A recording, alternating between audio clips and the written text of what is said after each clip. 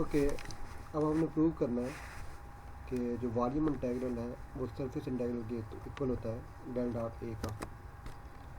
तो mean Gauss divergence theorem को prove करना है।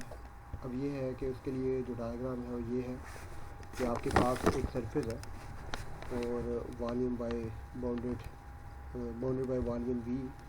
अब उसका जो प्रोजेक्शन है वो नीचे जो सरफेस पे आ रहा है वो आ रहा है रीजन जो बन रहा है, और यहाँ पे जो रीजन बाउंडेड है वो दो सरफेस ले ली है S1 Z F1 Z in terms of Z लिख दिया F1 XY, और दूसरी जो सेकंड सरफेस ऊपर वाली है वो है Z equal to F2 XY।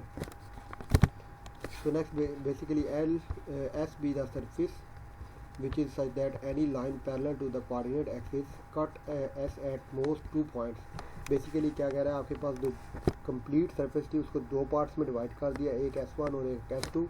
जो S1 का जो फंक्शन है वो Z equal to F1 XY है और S2 का F2 XY है respectively. Let R be the projection of the surface on any plane. वो जैसे हम किसी भी सरफेस का प्लेन का प्रोजेक्शन हम लेते हैं, सॉरी सरफेस का किसी प्लेन में XY में YZ में XZ में किसी में भी ले सकते हैं। तो अब ये है कि उसका first component partial A cube partial Z, जैसे हमने पीछे ये देखें इसमें हमें पता है कि ये जो वॉल्यूम इंटीग्रल है partial A1 partial X partial A2 partial Y partial A3 partial Z, ये इस तरह इसके इक्वल होता है। अब हम इसका A का निकालेंगे, फिर दूसरे बाकी दोनों का भी निकाल के फिर ऐड अप कर देंगे और वो इसके इक्वल आ जाएगा। इसी तरह जब इसमें करेंगे तो यहाँ पे देखें आपके पास क्या है, ये आपके पास थर्ड जो है कंपोनेंट पार्शल A3 और पार्शल Z डी भी है। तो इसका मतलब ये दो सर्फेसेस में डिवाइड कर दिया इसको, तो इसका एक जो है एक की लिमिट लगा दी that F1 XY2 that F2 XY। तो ये ए थे उस तरह आ जाएगा। ये अलॉन्ग Z एक्सिस की लिमिट्स हैं, तो Z के निकाल ली तो बाकी dx dy बच गया वहाँ पे। तो ये आपके पास जब इसको इंटीग्रेट किया तो विद रिस्पेक्ट टू Z और partial derivative with respect to Z है तो कैंसिल आउट हो जाएगा। तो A3 की लिमिट्स डायरेक्ट उसमें पुट कर देंगे तो ये आपके पास इसका आउटपुट आ जाएगा। अब यहाँ पे ये रीजन बन जाएगा जो कि प्रोजेक्शन है इन XY प्लेन में। तो XY प्लेन में अगर प्रोजेक्शन हो तो आपको दो नॉर्मल कंपोनेंट्स चाहिए, N1 N2 be the unit normal at any point S1 and S2 respectively. ये जो यूनिट नॉर्मल्स हैं ये किस पे है, S1 और S2 पे। तो देख सकते हैं यहाँ पे जो ऊपर वाली सरफेस है उसके ऊपर जो यूनिट नॉर्मल N2 है, जो नीचे वाली सरफेस S1 है उसके ऊपर जो यूनिट नॉर्मल है वो N1 है। तो इसके अकॉर्डिंग जो है वो यहाँ पे आपके पास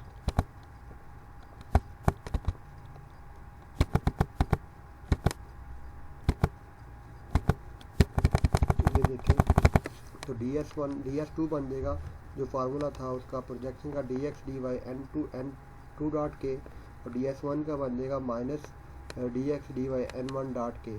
अब यहाँ पे माइनस साइन इसलिए लगा है क्योंकि N2 और N1 जो है दोनों अपोजिट साइन के हैं, एक अपवर्ड है एक डाउनवर्ड है, इसलिए एक के साथ नेगेटिव साइन लगा दिया। तो इसके बाद नेक्स्ट जो है आपके पास दोनों की वैल्यूज उसमें पुट कर देंगे dx dy की। जहाँ पे F2 आ रहा है वहाँ पे N2 की वैल्यू, जहाँ पे F1 आ रहा है वहाँ पे N1 की वैल्यू। तो यहाँ पे पुट करने के बाद सिंप्लीफाई किया है इसको, तो यहाँ से आपके पास जो आंसर आ जाएगा ये बेसिकली आपके पास सेकंड सरफेस दे देगा, ये आपको फर्स्ट सरफेस देगा, और दोनों का सम जो है वो आपको होल सरफेस का मिल जाएगा। तो होल सरफेस का जब इसके साथ लगाएंगे तो ये आपके पास कंप्लीट बन जाएगा A3n डॉट के यूनिट वेक्टर ds। ठीक है, तो इसका मतलब है सिमिलरली जब हम A2 का निकालेंगे तो वो आ जाएगा A2n डॉट जे ds। इसी तरह A1 का निकालेंगे n डॉट i ds। तीनों को हम एडअप कर लेंगे तो ये आपके पास क्या बन जाएगा, ये A1 A2 A3 J K और dot n unit vector ds बन जाएगा। तो यहाँ से इसको हम आगे वेक्टर फॉर्म में लिख लेंगे तो ये आपके पास डेल डॉट ए की नोटेशन बन रही है, और ये वाली जो है A dot n unit vector ds बन रहा है। इसका मतलब है volume integral of del dot A is equal to surface integral of A vector field. तो ये यहाँ पे इसका मैथमेटिकल प्रूव हो गया। इसी तरह वो कहता है कि इसको वेरीफाई करें डाइवर्जेंस थ्योरम को, कि अगर आपके पास एक वेक्टर फील्ड दी हुई है और सरफेस एस दी हुई है बाउंडेड, और इसको इसकी लिमिट दे दी है क्यूब के according x0 x1 y0 y1 और z0 z1। तो अब हमने क्या करना है, इसकी जो है सरफेस इंटीग्रल भी फाइंड करना है, वॉल्यूम इंटीग्रल भी फाइंड करना है, तो दोनों के अकॉर्डिंग उसका सोल्यूशन फाइंड आउट करना है कि दोनों ये जो है वो इक्विवेलेंट है, तभी वेरीफाई हो जाएगा। तो अब वॉल्यूम इंटीग्रल पहले देखते हैं। डेल डॉट एफ दिया हुआ है, उसका डेल निकाल लेंगे तो डेल डॉट एफ ये आ जाएगा। वॉल्यूम इंटीग्रल के लिए हमें लिमिट्स चाहिए, तीनों लिमिट्स दी हुई हैं। 0 to 1 एक्स है, वाई भी 0 to 1 है और जेड भी 0 to 1 है। तीनों की लिमिट्स यहाँ पे लगा दी हैं, तीनों को इंटीग्रेट कर दिए, यहाँ पे सिंप्लीफाई किया तो आपके पास आंसर 3/2 आ जाएगा। अब नेक्स्ट जो है बेसिकली उसने कहा था क्यूब है। अब हमने सरफेस इंटीग्रल निकालना है F dot N D S. उसके लिए हमें क्या चाहिए कि हम बेसिकली इसका जो है वो किसी एक पाथ में इसको देख लेंगे। यूनिट वेक्टर जो है मतलब इसका प्रोजेक्शन देखेंगे। जैसे उसने इसको ये क्यूब है तो इसकी उसने साइड्स डिवाइड कर दी।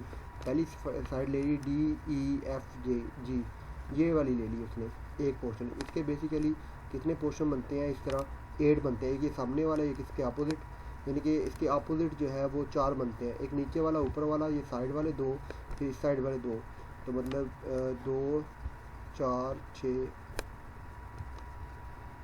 6 बनते हैं टोटल। तो अब उसने पहला निकाला DEFG, ये वाला पोर्शन का निकाला। इसमें x की वैल्यू जो है जारी बात है वो x है, x 0 से 1 तक यहाँ पे आ जाएगा। तो इस पोर्शन की जो x की वैल्यू है वो 1 है और n की वैल्यू जो है वो यहाँ पे n जो है वो नॉर्मल वेक्टर इसका जो होगा वो NI होगा, क्योंकि ये अलॉन्ग x एक्सिस है तो x एक्सिस के बाहर की तरफ हो जाएगा तो n इक्वल टू आ जाएगा I यूनिट वेक्टर। तो यहाँ पे आप यहाँ पे पुट कर देंगे F dot N D S, N की वैल्यू और एक्स की वैल्यू पुट कर देंगे और dy/dz की। तो यहाँ पे सिंप्लीफाई करेंगे इसको तो लिमिट्स लगा देंगे z 0 to 1 y 0 to 1, तो आपके पास आंसर आ जाएगा।